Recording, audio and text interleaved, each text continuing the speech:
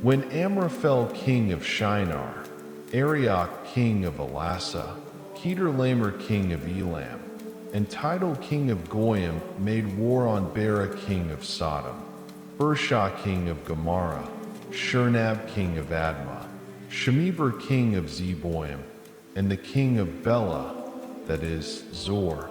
All the latter kings joined forces in the valley of Siddim, that is, the Salt Sea. For 12 years they had served Kedorlaomer, but in the 13th year they rebelled. In the 14th year Kedorlaomer and the kings allied with him came and defeated the Rephaim in Ashtaroth Karnaim, the Zuzim in Ham, the Emim in Shave Kiriathaim, and the Horites in the hill country of Seir, as far as El Paran, close by the wilderness. They then turned back and came to En-Mishpat, that is, Kadesh, and they subdued the whole country of both the Amalekites and the Amorites who lived in Hazazon Tamar.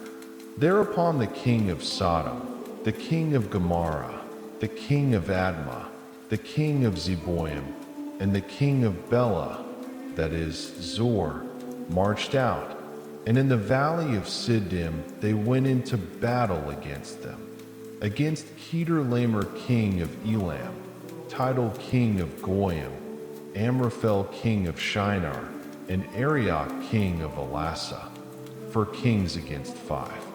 Now the valley of Siddim was full of bitumen pits, and as the king of Sodom and the king of Gomorrah fled, they fell into these, while the rest fled to the mountains. The victors seized all the possessions and food supplies of Sodom and Gomorrah and then went their way. They took with them Abram's nephew Lot, who had been living in Sodom, as well as his possessions, and departed.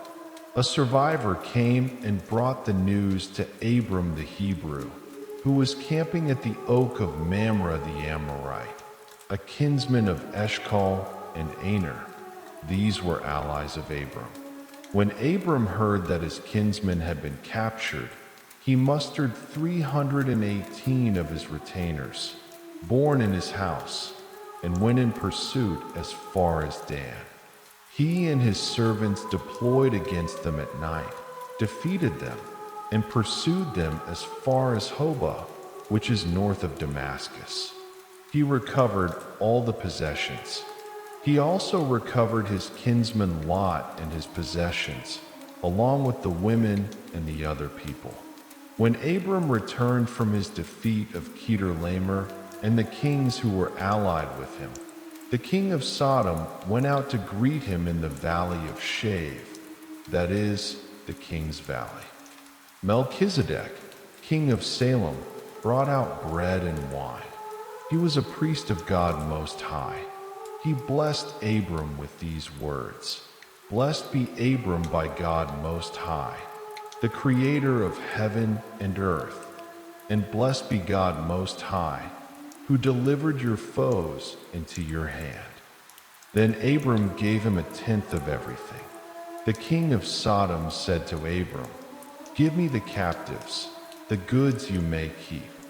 But Abram replied to the king of Sodom, "I have sworn to the Lord, God Most High, the creator of heaven and earth, that I would not take so much as a thread or a sandal strap from anything that is yours, so that you cannot say, 'I made Abram rich.' Nothing for me except what my servants have consumed and the share that is due to the men who went with me. Aner, Eshcol, and Mamre, let them take their share."